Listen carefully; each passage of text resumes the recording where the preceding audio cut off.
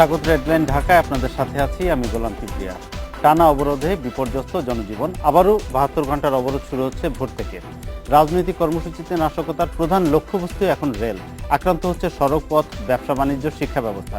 মৃত্যু হচ্ছে খেটে খাওয়া সাধারণ মানুষের। 2 দফা অবরোধে মারা গেছে 53 জন, আহত হয়েছে কয়েকশো মানুষ।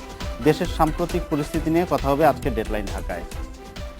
আজ আমাদের সাথে স্টুডিওতে আছেন সাংবাদিক ও গবেষক আফসান চৌধুরী, আছেন বাংলাদেশ রেলওয়ের মহাপরিচালক প্রকৌশলী মোহাম্মদ আবু তাহের, এবং কিছুক্ষণের মধ্যে আমাদের সঙ্গে যোগ দিবেন দেশ টিভির প্রধান বার্তা সম্পাদক জাহিদুল হাসান পিন্টু। আমি যাচ্ছি প্রকৌশলী আবু তাহেরের কাছে। এই যে রেলে নাশকতা হচ্ছে, আমরা পত্রপত্রিকায় দেখছি, টিভিতে দেখছি একের পর এক, এগুলো ঠেকানোর জন্য বা নাশকতা যেন না হয় সেজন্য আপনারা কি ব্যবস্থা নিচ্ছেন? নাশকতা যেন না হয় সেটার জন্য আমরা অনেক ব্যবস্থাই নিয়েছি। প্রথমত এই নাশকতাকে আমরা সীমিত পর্যায়ে রাখার জন্য পেট্রোলিংয়ের ব্যবস্থা করতেছি, পুরা লাইন পাহারা দিচ্ছি। কেননা এই নাশকতাটা মূলত একটা পলিটিক্যাল সিচুয়েশন থেকে কিন্তু এটা আসছে। কোন একটা রাজনৈতিক দল লাইন পাহারার জন্য আপনারা কাদের লাইন পাহারা দেওয়ার জন্য আমাদের প্রথম অবস্থা আমাদের গ্যাংম্যান আছে, তারা লাইন পেট্রোলিং করে। তারপরে আমাদের কিন্তু ইদানিং কিন্তু আমরা আনসার নিয়োগ করেছি। আনসার এখন আমাদের প্রায় 17টি রুটে চিহ্নিত করেছি, এবং 17টি রুটে প্রায় আমাদের 2082 কিলোমিটার আউট অফ 2877 কিলোমিটার মধ্যে 2082 কিলোমিটার আমরা চিহ্নিত করেছি যে এটা ভালনারেবল পয়েন্ট এবং মেইন লাইনগুলোতে আর কি। এখানে প্রতি 2 কিলোমিটারে একটি হিসাবে মোট প্রায় 1041টি আমরা ভালনারেবল পয়েন্ট আমরা চিহ্নিত করেছি, এবং প্রতিটি পয়েন্টে 4 জন করে আমাদের 4 শিফটে আমরা ডিউটি করার জন্য অলরেডি আমরা আনসার নিয়োগ করেছি প্রায় 8328 জন। মানে এই যে আনসার নিয়োগ করলেন, তাতে কি আপনারা কোনো উপকার পাচ্ছেন? নাশকতার কোনো খবর অবশ্যই উপকার পাচ্ছেন। আমাদের এই গত 25শে নভেম্বর থেকে এই গত 5 তারিখ পর্যন্ত যতগুলো দুর্ঘটনা ঘটেছে, আমরা প্রায় 9টা লাইন চুরির ঘটনা ঘটেছে, এবং অগ্নিসংযোগ হয়েছে প্রায় বড় বড় 4টি জায়গাতে। তো এই যে ধ্বংস হয়েছে তাতে আমাদের রেল লাইন উৎপাটন, মেনলি রেল লাইনটা উৎপাদন করেছে, এবং এটা করার কারণে আমাদের হাওড় এক্সপ্রেস, এটা আন্তনগর ট্রেন, সেটাতে লোকোমোটিভ সহ 6খানা গরিপুর শ্যামগঞ্জ। দুর্ঘটনাগুলো তো ঘটে গেল, কিন্তু আপনারা কি খবর পেয়েছেন? এই যে পাহারা চলছে বা পেট্রোলিং এর যে ব্যবস্থা করলেন, আপনারা আগে থেকে জানতে পেরেছেন যে এখানে একটা নাশকতার একটা চেষ্টা চলছে? না, সেটা তো আমাদের অনেকগুলো দুর্ঘটনা যখন ঘটতেছে, যখন নাশকতা করছে, এটা আমাদের পেট্রোলম্যানরা কিন্তু এটা ডিটেক্ট করে, আইডেন্টিফাই করে, এবং আইডেন্টিফাই করার পরও তারপরে সর্বক্ষেত্রে তো আর করা সম্ভব হয় না। আমাদের মনে করেন এই 25 নভেম্বর থেকে 5 তারিখ পর্যন্ত প্রায় 200টি ঘটনা মতন ঘটছে। এর মধ্যে অ্যাক্সিডেন্ট হয়েছে মাত্র 9টা প্লেসে আমাদের অ্যাক্সিডেন্ট ঘটছে, আর বাকিগুলো তো আমরা ঠেকাইছি। আমরা সৌভাগ্যক্রমে বেঁচে গেছি নাকি আপনারা কোনো ব্যবস্থা না? কিন্তু যতগুলো দুর্ঘটনা ঘটেছে এখানে মানে আমাদের যেহেতু গতিটা আমরা সীমিত করেছি, যেহেতু 70 থেকে 75 কিলোমিটারের গাড়ি নর্মালি চলে, তো সেখানে আমরা এটা 40-এর নিচে নিয়ে আসছি। সেটা তো চালকের মানে চালকের অভিজ্ঞতা বা চালকের অভিজ্ঞতা। আমরা অফিসিয়ালি তাকে লিখিতভাবে নির্দেশ দিয়েছি 40 কিলোমিটার উপরে চালাবে না। মানে এখন ওভারঅল 40 কিলোমিটারের উপরে চলছে না, দুর্ঘটনা এড়ানোর জন্য, যেহেতু সাময়িক না। তাহলে যে ব্যাপারটা দাঁড়াচ্ছে সেটা হচ্ছে কি, ওভারঅল আপনারা একটা ব্যবস্থা নিয়েছেন সীমিত গতিতে রেল চালানোর, তবে যেই নাশকতার জন্য আপনারা যে পাহারার ব্যবস্থা করলেন সেটা কতটা কার্যকর হচ্ছে সেটা এখন মনে করেন আজকে তো কোনো অবরোধ ছিল না। আজকে এই বিকাল 6টা থেকে সন্ধ্যা 6টা থেকে আমরা এই 1041টা পয়েন্টের মধ্যে, আমি আসার আগে আমি বিজিবির আনসার বাহিনীর মহাপরিচালক মহোদয়ের সাথে আমি কথা বলেছি, এখন 1000 পয়েন্টে অলরেডি ডেপ্লয় করা হয়েছে, প্রায় 8000 লোক অলরেডি ডেপ্লয় করা হয়েছে, আর বাকিগুলা আগামী হয়তো কয়েক ঘন্টার মধ্যে। এর ফলে কি আমরা কোনো সুফল পাবো আশা করছি? অবশ্যই সুফল, তাহলে আমি একটা হিসাব যদি বলি আপনাকে, যে গত 1.5 মাসে রেলপথে নাশকতার ঘটনা ঘটেছে 244টি। হ্যাঁ, এই 244টি যে ঘটনা ঘটলো, এর মধ্যেও তো আপনার পাহারা ছিল, কিন্তু তারা তো খুব বেশি মানে না, ওরা তো অনেকগুলা ঘটনা তো তারা আইডেন্টিফাই করেছে এবং অনেক দুর্ঘটনা থেকে রক্ষা করেছে, এবং এই পাহারা যদি না দিতাম তাহলে তো আরো অনেক দুর্ঘটনা করতো, তাহলে আরো অনেক দুর্ঘটনা করতো। এবং সবচেয়ে বড় কথা, আমাদের এই পেট্রোলম্যান থাকার কারণে এবং এই সীমিত গতিতে ট্রেন পরিচালনার কারণে 9টা ডিরেলমেন্ট ঘটেছে। এর মধ্যে কিন্তু একটা পয়েন্টে মাত্র 3 জন লোক মারা গেছে, যদিও পেপারে পত্রিকায় আসছে মাত্র 5 জন মারা গেছে, কিন্তু আমাদের কাছে রেকর্ড আছে হসপিটালে নেওয়ার পর আরো 2 জন জীবিত ছিলেন।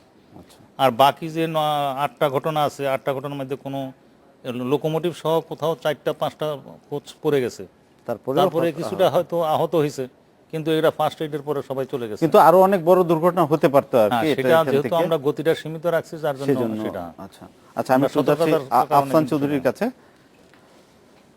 আমরা রেলের নাশকতার বিষয়টা দেখতে পাচ্ছি এই রাজনৈতিক কর্মসূচিতে। তার পাশাপাশি আরেকটা নতুন ডাইমেনশন কয়েকদিন ধরে আমরা যেটা লক্ষ্য করছি, বিশেষ করে গণমাধ্যমে আমরা যেটা মানে যে অভিজ্ঞতাটা আমাদের হচ্ছে যে অজ্ঞাত স্থান থেকে আমরা ভিডিও বার্তা পাচ্ছি, অজ্ঞাত স্থান থেকে নানা রকম ইনফরমেশন পাচ্ছি। তো একটা দেশে, যেটা একটা গণতান্ত্রিক দেশ এবং একটা প্রকাশ্য রাজনৈতিক দল, এখানে যেটা আসছে ভিডিও বার্তা আমাদের কাছে পাঠানো হচ্ছে। আজকে যেমন আমরা একটা বিপদে পড়ে গিয়েছিলাম, হঠাৎ করে শুনলাম হরতাল ডেকেছে তারা রোববারে এই অবরোধের মধ্যে, কিন্তু সেটার কোনো ইনফরমেশন আমরা পাচ্ছিলাম না। কয়েকটা টেলিভিশন চ্যানেলে তারা অলরেডি দিয়ে দিয়েছে যে হরতাল, কিন্তু যেহেতু আমাদের কাছে লিখিত কোনো কিছু আসেনি সেহেতু আমরা এটা দিতে পারছিলাম না। তো এই যে এই সমস্যাগুলো, এগুলো কিভাবে দেখছেন?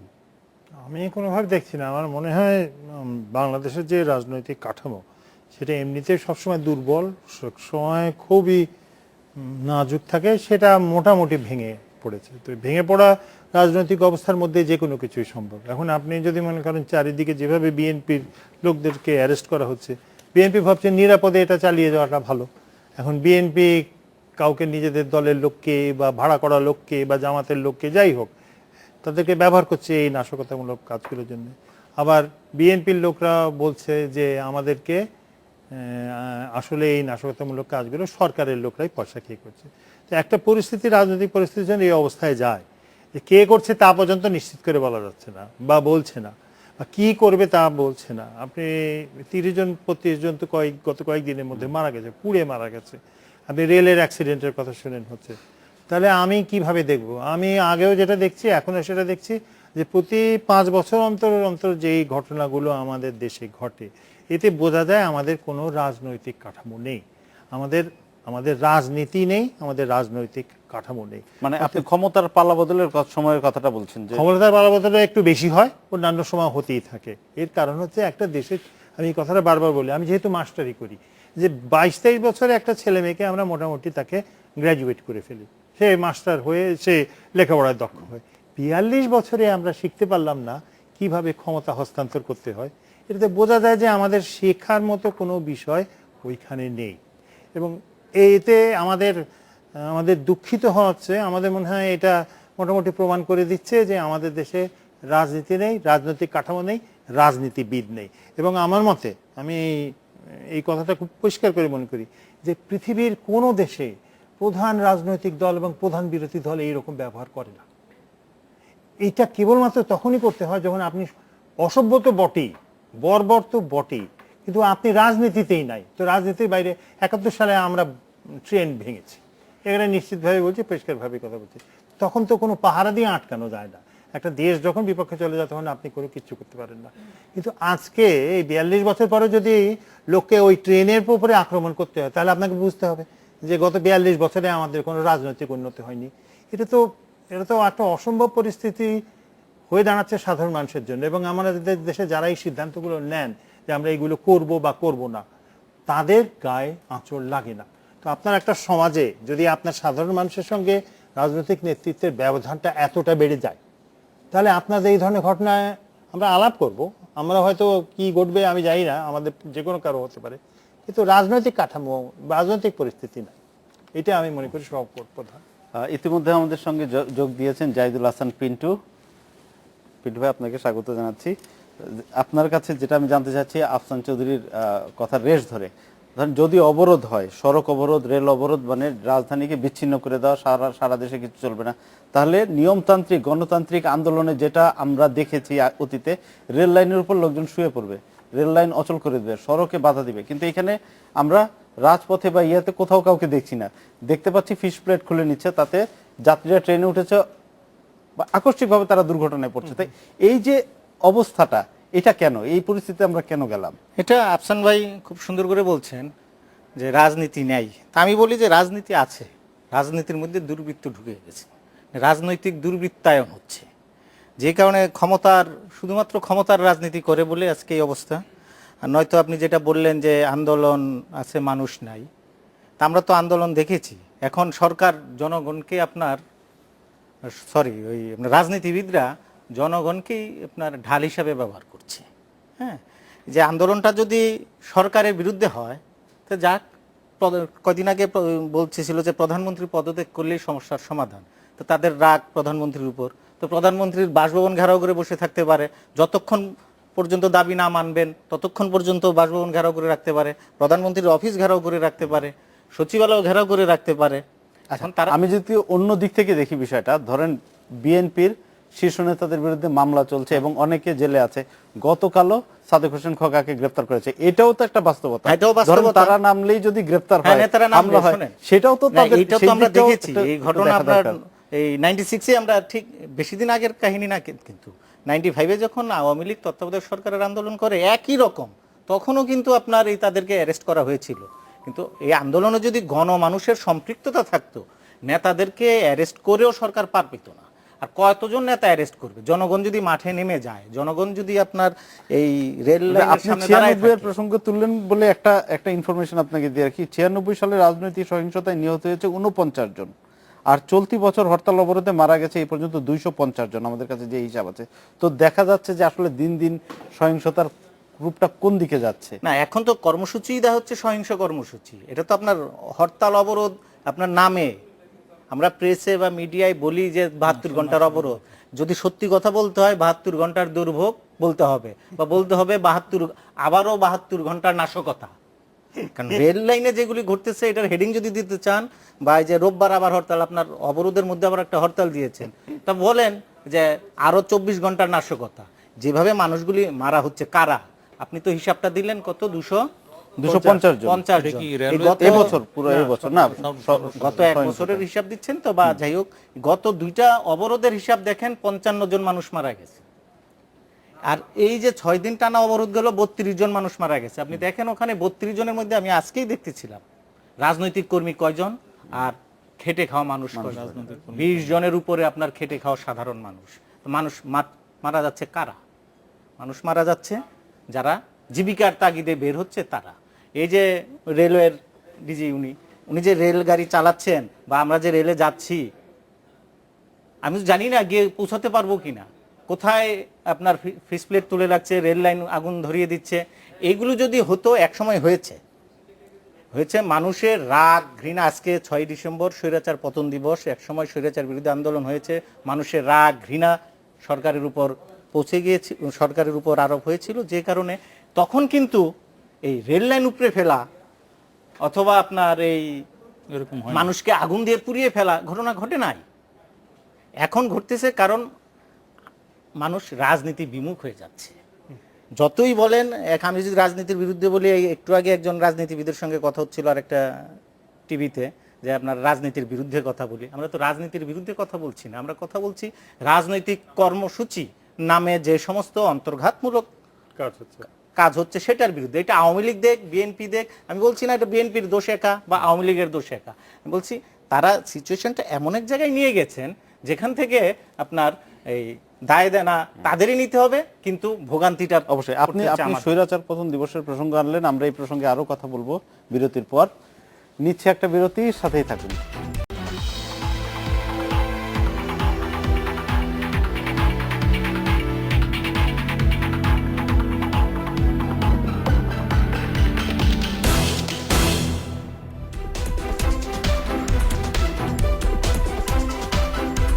বিরতির পর ফিরে এলাম ডেডলাইন ঢাকায়। এই যে নাশকতা চলছে রেলের উপর, এইসব কর্মকাণ্ডে আমাদের রেলের স্বাভাবিক যে সময়সূচি তার উপর কতটা প্রভাব ফেলছে? আর আপনারা কি সময়সূচি কোনো পরিবর্তন করেছেন, বা ট্রেনের সংখ্যা কমানো বা অন্য কোনো? ধন্যবাদ। আমি তার পূর্বে আমি একটা জিনিস বলবো। আমার পাশে বিজ্ঞ সাংবাদিক এবং ডাইনো বিজ্ঞ সাংবাদিক আছেন, উনি বললেন যে বাংলাদেশে কোনো এখন রাজনীতি নেই। উনি বললেন যে না, রাজনীতি আছে, কিন্তু রাজনীতির মধ্যে দুর্বৃত্তায়ন ঢুকে গেছে। আমার এই চাকরি লাইফে 35 বছরে রেল লাইনের উপরে এমন নাশকতা আমি জীবনে দেখিনি। রেল লাইনের উপরে হরতাল হয়েছে অতীতে, হরতালের দিন কিন্তু আমাদের ট্রেন লাইন কিন্তু ঠিকমতো চলছে।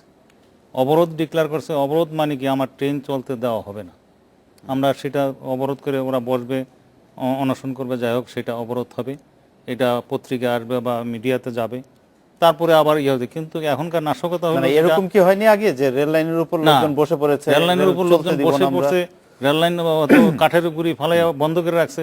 কিন্তু এখন তো হয়েছে যে আমার রেল লাইন খুলে আপনি ধরেন নিচে ফালাইয়া দেয়। তাছাড়া আপনার অনেক জায়গাতে আছে ফিশ প্লেট খুলে আবার এটা লাগাই রাখে, যেন এটা ট্রলি উপর দিয়ে চলে যাচ্ছে, চেক করতে দিয়ে ওরা বুঝতেছে না। কিন্তু তারপরে যখন এই ভারী ভারী ইঞ্জিন উঠলো তখন ইঞ্জিন সহ অনেকগুলো কোচ আমাদের ডিলার হয়ে গেল। তার মানে কি, যেই লোক যে এই কাজটা করতেছে তারা চাচ্ছে যে এখানে লোকজন মরুক বা ইঞ্জিনটা পড়ুক, এবং এইটা তো তাইলে আরেকটা প্রশ্ন আপনার কাছে আমি একটা সম্পূর্ণ প্রশ্ন করতে চাই, যে এই যে ফিশ প্লেট খুলে ফেলা একটা সাধারণ মানুষের পক্ষে তো জানার কথা না কিভাবে করতে হয়, বা এত দ্রুততার সঙ্গে রাতের অন্ধকারে, এইটা তো এক্সপার্টিস শুধু রেলের লোকদেরই থাকার কথা। যারা লোহা লক্কর নিয়ে ব্যবসা করে, মানে এটার সঙ্গে কি মানে কোনো ব্ল্যাক স্মিথ, আমি বলবো ব্ল্যাক স্মিথ যদি থাকে তাদের পক্ষে এটা সম্ভব, এটা এমন কোনো কঠিন কাজ না। আর আরেকটা জিনিস, আমরা গ্যাস কাটার দিয়ে কিন্তু কাটতেছে এখন। মানে এটার জন্য রেলের টেকনিক্যাল নো হাউটা থাকতেই হবে এমন কোনো না, কথা গ্যাস নেই? কাটার তো এটা যে কোনো গ্যাস কাটার থাকতে পারে, গ্যাস নিয়ে আসে, গ্যাস নিয়ে এসে কেটে দিয়ে দেয়। রেল লাইন এরকম কাটছে আমাদের, এবং কাটার পরে তারপরে কত 15-20 মিনিটের মধ্যে কিন্তু গ্যাস দিয়ে কেটে ফেলে। তেমন এই যে কাজগুলো করতেছে, তারপরে মনে করেন রেলওয়ে ব্রিজের উপর আগুন দিচ্ছে, তারপরে আমাদের লেভেল ক্রসিং গেটে আগুন দিচ্ছে, আর বিশেষ করে আমরা আমাদের ট্রেনেও আগুন দিতে অনেক দেখেছি। ট্রেনে আগুন দিচ্ছে, তার রেলটাকে ধরেন একটা পিস করে। সবচেয়ে আশ্চর্যজনক, এরকম আমার লাইফে দেখি নাই, যে কসবা থেকে আখাউড়া 656 ফিট রেলওয়ে ট্র্যাক প্রকাশ্যে দিনের বেলায় শত শত লোক একসাথে এটা নিয়ে ফেলে দিল। এটা কি আমরা দেখছি না? সবাই দেখতেছে, এটা তো কোনো লুকোচুরি না। হ্যাঁ, এসব কর্মকাণ্ডের জন্য আপনাদের রেলের স্বাভাবিক সময়সূচিতে কতটা প্রভাব পড়েছে? না, এটা তো সময়সূচিতে তো আমরা প্রথমেই আমরা বিলম্ব করে দিচ্ছি। যা আমার 70-75 কিলোমিটারের যে ট্রেন চলতো সেটাকে আমরা নিয়ে আসছি। ধরেন কালকে সকাল আমরা থেকে তো 40 অবরোধ কিলোমিটার। শুরু হচ্ছে, হ্যাঁ। এর জন্য কি আপনারা কিছু ট্রেন বন্ধ রাখবেন বা কোনো রকম? না, কোনো ট্রেন আমরা বন্ধ করছি না, আর বন্ধ করার কোনো পদক্ষেপ নাই। ইতিমধ্যে আমরা কিন্তু ওই পাহারাদার জোরদার করেছি। এখন যেভাবে আমরা দিচ্ছি প্রতি কিলোমিটারেই কিন্তু আমাদের লোকজন আছে। না আছে, কিন্তু আমরা উদ্বেগের সঙ্গে লক্ষ্য করছি যে এর পরেও কিন্তু নাশকতা কমছে না, তার মানে পাহারাটা সেভাবে কাজ করছে না ইনশাল্লাহ। কিন্তু আমরা তো বললাম একটু আগে যে 200টা ঘটনা ঘটেছে, এর মধ্যে অ্যাক্সিডেন্ট হয়েছে মাত্র 9টা পয়েন্টে। তো এতগুলা ঘটনা তো আমরা নিজেরাই ডিটেক্ট করেছি, আমাদের লোকজন ডিটেক্ট করেছে। যেমন আনসার বাহিনী আছে, জিআরপি আছে, নিরাপত্তা মানে আছে, আপনারা তারাই সুফল করেছে। পাচ্ছেন এইসব পাহারা? আমরা সুফল, হ্যাঁ, পাহারা দিয়ে আমরা সুফল পাচ্ছি। আমরা তো এটা দিতে হবে, এর তো কোনো বিকল্প নাই। অবশ্যই আমরা সেভাবে করে যাচ্ছি, এবং এটা যতক্ষণ পর্যন্ত সেটা আমাদের উপর যতই বিপদে আসুক না কেন, আমরা কিন্তু রেল লাইন কিন্তু সতর্ক থাকবো। আমি আফসান ভাই, যেটা পিন্টু ভাই বলছিল আমাদের বিরতির আগে, যে স্বৈরাচার পতন দিবসের কথাটা উল্লেখ করলেন, 1990 সালের এই দিনে গণ আন্দোলনের মাধ্যমে তৎকালীন স্বৈরশাসক এরশাদের পদত্যাগ করতে বাধ্য হন। অথচ আজকে 23 বছর পর দেখতে পাচ্ছি এরশাদই হয়ে উঠেছেন রাজনীতির প্রধান ফ্যাক্টর, মানে তার উপরেই নির্ভর করছে অনেক কিছু, অনেক হিসাব নিকাশ। তো এইটা একটা অদ্ভুত বৈপরীত্য, মানে 23 বছর আগের কথা আর আজকের দিনের কথা যদি আমরা দেখি, একজন রাজনৈতিক বিশ্লেষক আপনি, এগুলো নিয়ে কাজ করেন, একটু যদি বলতেন এই সিচুয়েশনটা। আমি যখন পড়াতে যাই, আমার জন্য ইতিহাস চর্চাটা খুব সুবিধাজনক। আমি দেখতে পাই যে 1972 সাল থেকে 1982 সাল পর্যন্ত আপনি আমাদের যে সময় একটা রাজনীতি প্রতিষ্ঠিত হয়, সে সময় আমাদের রাজনীতি প্রতিষ্ঠিত হয়নি। আমাদের সংবিধান চালু করার 2 বছরের মধ্যে এমার্জেন্সি হয়েছে, 3rd ইয়ারে গিয়ে আমরা একদলীয় শাসন করেছি, তারপর পরই আমাদের মার্শাল ল হয়েছে।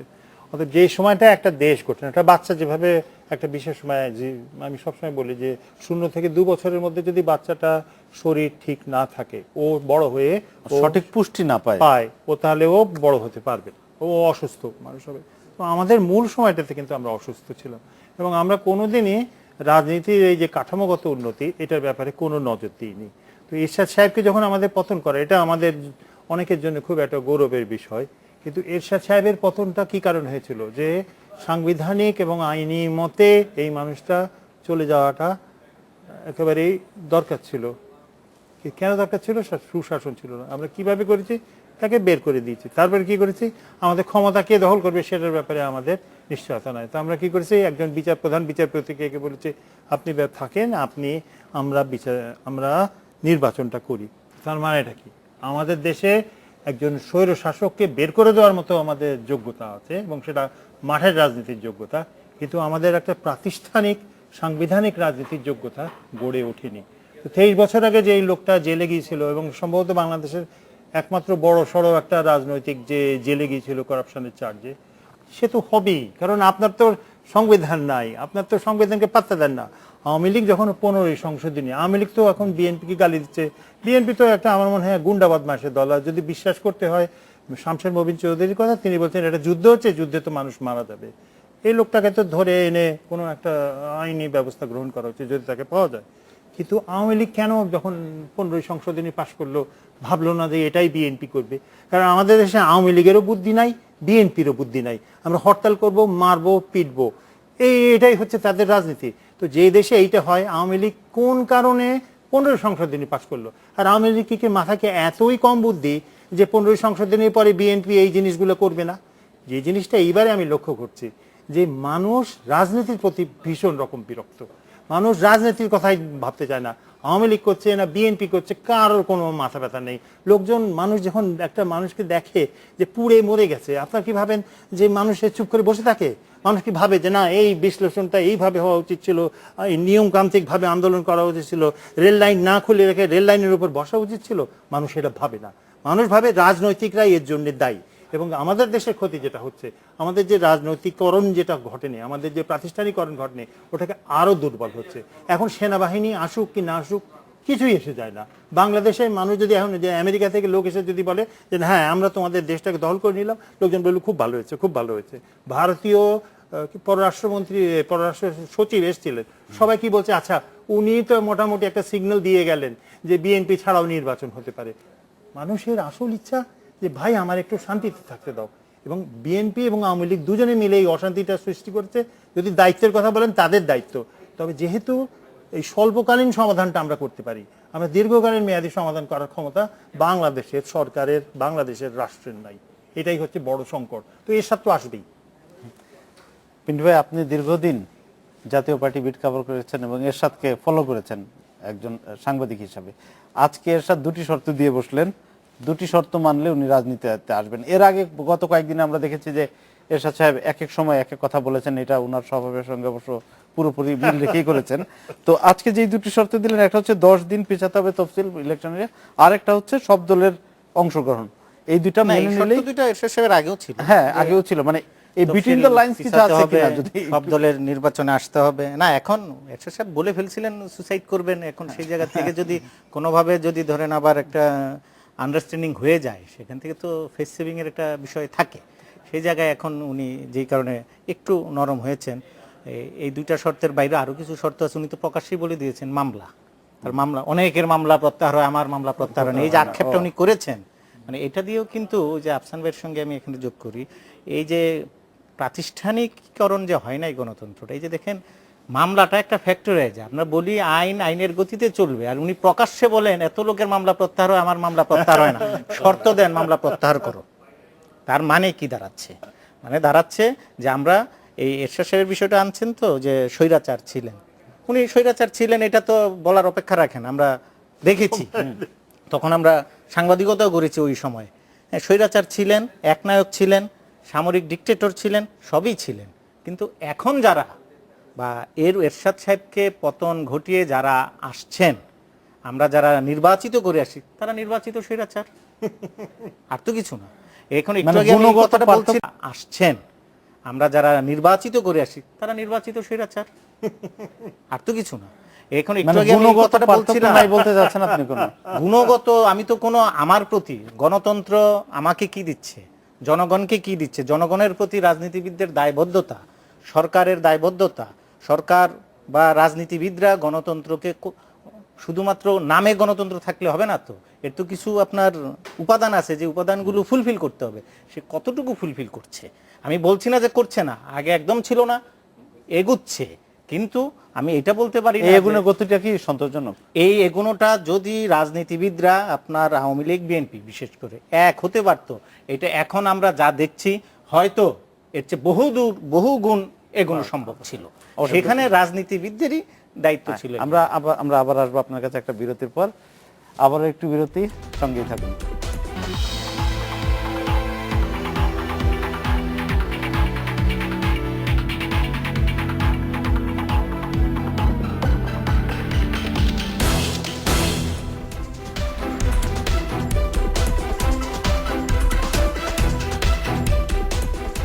বিরতির পর ফিরে এলাম ডেডলাইন ঢাকায়। জাহিদুল হাসান পিন্টু, আপনার সঙ্গে কথা হচ্ছিল, আপনি বলছিলেন দুই দল যদি একসঙ্গে হয় তাহলে গণতন্ত্রের পথে আমরা অনেক দূর এগিয়ে যেতে পারি। এই প্রসঙ্গে আপনি কিছু বলছিলেন এটা আমাদের। খুবই সাদামাটা কথা, এটা মোটা দাগে এটাই আসে। কারণ দেখেন, দুই দল একসঙ্গে হলে, দুই দলকে আমরা সচরাচর একসঙ্গে দেখি নাই।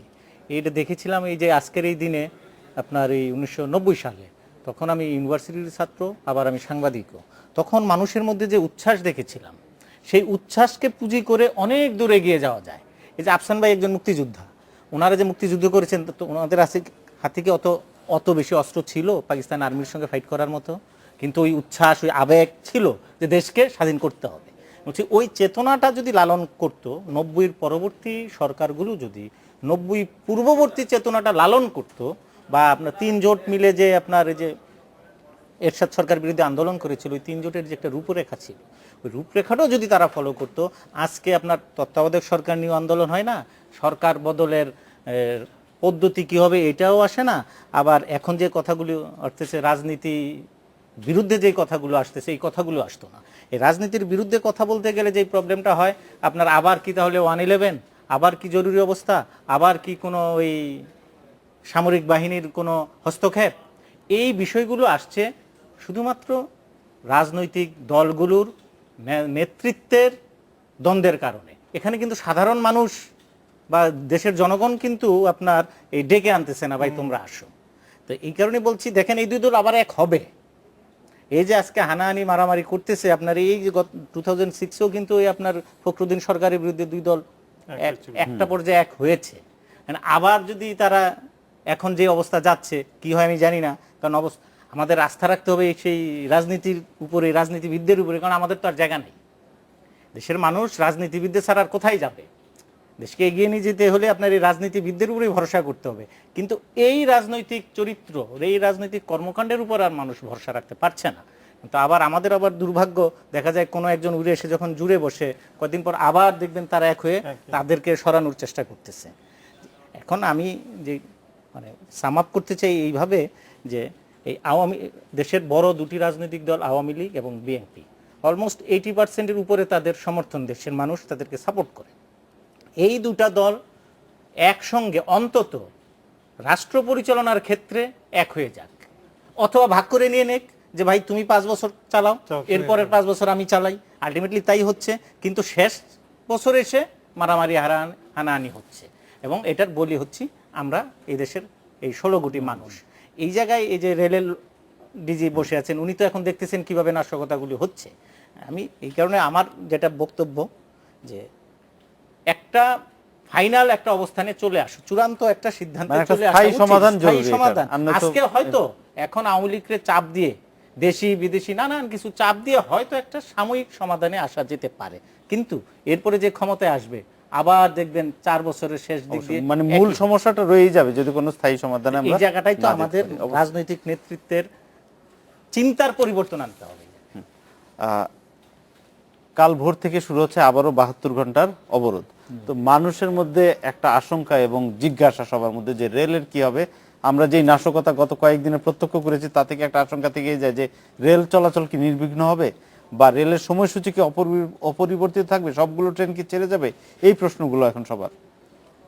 প্রথম কথা হলো, আমাদের মাননীয় প্রধানমন্ত্রীর দিক নির্দেশনায় আমাদের রেলপথ মন্ত্রী মহোদয় গত 27/11/2013 তারিখে একটা সভা করেছে।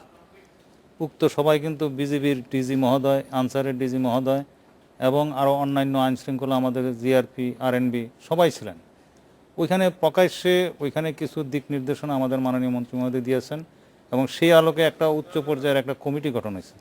কমিটি কিন্তু দিনরাত কাজ করে যাচ্ছে, এবং ওই কমিটিতে আমার আনসারের বাহিনী, আনসার, আরএনবি, জিআরপি সবাই আছে। সবাই মিলে এই চিহ্নিত করে 1041টা পয়েন্ট ডিটেক্ট করছে, যে আমাদের টোটাল রুট কিলোমিটার হলো 2877 কিলোমিটার। ওখান থেকে আমরা 17টা রুট চিহ্নিত করছি ইম্পর্টেন্ট। ওই ইম্পর্টেন্ট রুটে আছে আমার 2082 কিলোমিটার। হ্যাঁ, ওই রুটে কোন মানে কোন দিকের কোনমুখী গাড়িগুলো, ট্রেনগুলো? ওই রুটের আমি বলতে পারি, এখানে আমাদের আছে ধরেন ঢাকা, চট্টগ্রাম, আখাউড়া, সিলেট, টঙ্গী, রাজশাহী, ঈশ্বরদী, খুলনা, আব্দুলপুর, শহীদপুর, পার্বতীপুর, দিনাজপুর, মানে এই গুরুত্বপূর্ণ সান্তাহার, রুটে লালমনিরহাট, সবগুলো ট্রেন ছেড়ে যাবে লালমনি, কালকে। ভুঁড়িমারি, কাউনিয়া, পার্বতীপুর, লাকসাম, চাঁদপুর, লাকসাম, নোয়াখালী, জয়দেবপুর, দেওয়ানগঞ্জ বাজার। মানে পুরো তালিকাটা আমার দরকার নেই, মানে ইম্পর্টেন্ট লাইনগুলো আমরা নিয়ে নিছি। মানে এই এই লাইনগুলো ট্রেনগুলো ছেড়ে যাবে এই কালকে। রুটে যদি আমি গাড়ি চালাতে পারি তাহলে যাত্রীদের আমার মনে হয় এই আপৎকালীন সময় কোনো সমস্যা হবে না। এবং এইটার জন্য অলরেডি আমাদের আরএনবির ফোর্স আছে প্রায় 2000-এর মতন, এবং এসআরপি মানে রেলওয়ে জিআরপি পুলিশ যেটা আছে সেখানে আছে প্রায় 1600, প্রায় 3600। এছাড়া আমাদের আনসার বাহিনী থেকে আছে 8328, সর্বসাকল্যে মিলে প্রায় 11928। এই লোকগুলা কিন্তু আমাদের প্রতিনিয়ত কিন্তু নিয়োজিত detect করে, থাকবে। আচ্ছা, নিয়োজিত থাকবে। আপনার যে পাহারায় যারা নিয়োজিত থাকে নিরাপত্তার জন্য, তারা কি এই পর্যন্ত নাশকতার যারা করছে বা চেষ্টা করছে তাদের কাউকে আটক করতে পেরেছে বা শনাক্ত করতে পেরেছে, বা মামলা নির্দিষ্টভাবে কারো বিরুদ্ধে মামলা ইতিমধ্যে হয়েছে? আমাদের মামলা হয়েছে 31টি এবং গ্রেপ্তার হয়েছে 42 জন। অলরেডি এটা আমাদের বিভিন্ন যতগুলো ঘটনা ঘটছে সবগুলো কিন্তু মামলা হয়েছে এবং গ্রেপ্তার আমরা করেছি। 42 জন গ্রেপ্তার, এটা হচ্ছে 42 জন গ্রেপ্তার, আর অলরেডি 31টা মামলা আমাদের হাতে আছে। আপনি যে সিকিউরিটি মেজারের কথা বললেন, এটা কি এনাফ মনে করেন না আরো না, সিকিউরিটি এটা এখন প্রতি কিলোমিটারে 2 জন করে আমাদের একসাথে পেট্রোলিং করবে এবং এটা 4 শিফটে। শিফটিংটা ডিউটিটা এমনভাবে করা হয়েছে, আপনার সকাল 6টা থেকে শুরু হবে 12টা পর্যন্ত, মানে ক গ্রুপের একটা সিকিউরিটি আছে, ওরা 4 জন, আবার খ গ্রুপে আরও আছে 4 জন, ওইটা 12টা থেকে 18টা পর্যন্ত, মানে সন্ধ্যা 6টা পর্যন্ত আর কি। ওইখানে খ গ্রুপ, আবার ক গ্রুপ রেস্টে থাকবে, ক গ্রুপ আবার আসবে 18টা থেকে 24টা পর্যন্ত, আবার সেই 0 আওয়ার্স থেকে 6 আওয়ার, মানে এইভাবে 24 ঘন্টায় আপনারা 24 ঘন্টায় এক একটা গ্রুপ 6 ঘন্টা করে ডিউটি করে আমরা রোস্টার করে দিছি, এবং সেভাবে দিবে যেন তারাও যেন বোরিং না হয়, সেইভাবে ধরনের পেট্রোলিংটা। এবং আপনি কি মনে করেন যে এতে আমরা রেলের নিরাপত্তা কিছুটা হলে না, সুরক্ষিত ইনশাল্লাহ হবে? সেটা আমরা আশা করি। আমাদের রেলওয়ে ট্র্যাক নিরাপদ, আর যেহেতু আমরা সীমিত গতিতে চালাচ্ছি, যদিও কোনো কারণে যদি কোনো কারণ ভুলের জন্য যদি আমরা ডিটেক্ট করতে না পারি, তো বড় তাইলে কোনো বড় ধরনের কোনো দুর্ঘটনা ঘটবে না। ইতিমধ্যে আমরা দেখেন 9টা দুর্ঘটনা ঘটেছে, বড় লাইনচ্যুতি ঘটেছে, কিন্তু এর মধ্যে একটা হতাহতের ঘটনায় সংখ্যা খুব হতাহতের বেশি সংখ্যা নাই ছিল না। বললে চলে। অবশ্যই। একটা ঘটনায় 3 জন মারা না, না, গেছে। আমি একটু ওনার সঙ্গে add করতে চাচ্ছিলাম ওনার বিষয়টা, যে এগুলি দেখেন এই যে ক্রিমিনাল অ্যাক্টিভিটিস ঠেকানোর জন্য উনি মেজার নিয়েছেন, কিন্তু যখন দেশের বৃহৎ রাজনৈতিক দল কর্মসূচি দেয়, ওই কর্মসূচির মধ্যে এগুলি থাকে, তো উনি পুলিশ, বিডিআর বা আনসার দিয়ে হয়তো সাময়িক রক্ষা করতে পারবেন, কিন্তু এই জায়গাটা আসলে ওনার পক্ষে, উনি সরকারি কর্মকর্তা, উনি ওনার কি কি মেজার নিয়েছেন বলতেছেন, বা সরকারের পক্ষ থেকে এটা বলবে, যেখানে বিরোধী দল দায়, এটা বিরোধী দল যদি এর আহ্বান জানায় যে এগুলি করবা না, এর আগ পর্যন্ত আপনি পুলিশ বিডিআর দিয়ে তো এগুলি সরাতে পারবেন না। কতক্ষণ আপনি পাহারা দিয়ে রাখবেন? না, আমরা কিন্তু দেখেছি খালেদা জিয়া উনি একটা বিবৃতি দিয়ে বলেছেন নাশকতা যেন না করা হয়, এবং না, কতক্ষণ আপনি পাহারা দিয়ে রাখবেন? না, আমরা কিন্তু দেখেছি খালেদা জিয়া উনি একটা বিবৃতি দিয়ে বলেছেন নাশকতা যেন না করা হয় এবং এরকম ধরনের কর্মকাণ্ড না করা, এরকম একটা বিবৃতি এসেছিল। সেটা মিন করতে হবে। হ্যাঁ, Political মানে statement এটা mean এসছে আর কি, করতে আমি এটা জানিয়ে রাখলাম। আমি অতীতের যাচ্ছি- যে অভিজ্ঞতা সেটা যদি করতো, আমরা রেল অবরোধ, অনুষ্ঠানের তাইলে একদম কোন শেষ পর্যায়ে চলে এসেছি। আমি যাচ্ছি আফসান চৌধুরীর কাছে। এই যে হরতাল বা অবরোধ, এগুলোকে বলা হয় গণতান্ত্রিক একটা অধিকার, রাজনীতির অধিকার। তো এখন যেটা হচ্ছে সেটা কি গণতান্ত্রিক অধিকারের মধ্যে পড়ে? আরেকটা প্রশ্ন আপনার কাছে, যে এই যে পরিস্থিতি, আমরা একটা অচল অবস্থার মধ্যে পড়েছি, এর থেকে কি উত্তরণের কোনো পথ আপনি দেখছেন? এইটাই হচ্ছে আমার দুর্ভাগ্য, যে আমাকে খারাপ কথাটা বলতে হয়, এবং গবেষকদের এটাই সমস্যা। এক হচ্ছে যে দেখেন, আমাদের অহংকারের জায়গাগুলো, আমাদের রাজনৈতিক ইতিহাস অহংকারের জায়গা থেকে 52-র ভাষা আন্দোলন, 69-এর গণ আন্দোলন, আমাদের 90-এর গণ আন্দোলন, এই হচ্ছে 3টা আমাদের প্রধান অহংকার। কোনোটাই সাংবিধানিক নয়। আমরা সাংবিধানিক জীবনযাপন করতে শিখিনি, ভুলে গেছি বা পারি না। এই 3টা, এই কাঠামোর বাইরে গেলে আমাদের অসাংবিধানিক সাময়িক জীবনযাপন হবেই, এটা হতে বাধ্য। এবং এই কারণে আমাদের যদি সাময়িক সংকটের বাইরে আমরা যদি মৌলিক সংকটের দিকে তাকাই, সেটা যদি সমাধান করতে চাই, তাহলে কাঠামোর দিকে তাকাতে হবে। আমাদের সংবিধানটা এখন একটা যাচ্ছে তো অবস্থা হয়ে গেছে, এইটা খামাখা রাখা হয়েছে, প্রয়োজনে এটাকে তুলে পরিবর্তন করে দেওয়া হয়, আবার পরিবর্তন করে দেওয়া হয়। আপনার কি ধারণা 15 সংশোধনী যদি বিএনপি কোনোভাবে ক্ষমতায় আসে, এটা টিকবে না, অন্য আরেকটা সংশোধনী বেরোবে। আমরা সাংবিধানিকভাবে যতক্ষণ পর্যন্ত না করব, পিন্টুর কথা যেটা, যে আমাদের এই সাময়িকভাবে এটা সমস্যার সমাধান হবে, এবং আমার ধারণা এটা হবে, কিন্তু তারপরে গিয়ে আবার 3-4 বছর পরে এর সবচেয়ে বড় সংকট হচ্ছে মানুষ কিন্তু এই বছরে, আমার তো 61 বছর বয়স, আমরা 69 দেখে দেখা মানুষ। আমি রাজনীতিবিদদের প্রতি এরকম ঘৃণা, ভেবেন না এটা বিএনপির প্রতি, এটা বিএনপি আওয়ামী লীগ উভয়ের প্রতি, আমি কোনোদিন দেখিনি। তো তার মানে একটা জনগোষ্ঠী যদি রাজনীতির প্রতি না থাকে, একটা পর্যায়ে এসে রাষ্ট্রের প্রতিও তাদের এই জিনিসটা চলে যাবে। এই সংকট যদি রাজনৈতিক দলগুলো না বোঝে, তাহলে আমার তো মনে হয় না বাংলাদেশের ভবিষ্যৎ সম্পর্কে আমাদের আশা করার কোনো সুযোগ আছে। ওকে, ধন্যবাদ আপনাদের, ধন্যবাদ আমাদের স্টুডিওতে আসার জন্য। ধন্যবাদ, আপনাকে ধন্যবাদ। এই ছিল আজকের ডেডলাইন ঢাকায়। দেখা হবে আগামী শুক্রবার এই সময়। ভালো থাকুন, সুস্থ থাকুন, শুভরাত্রি।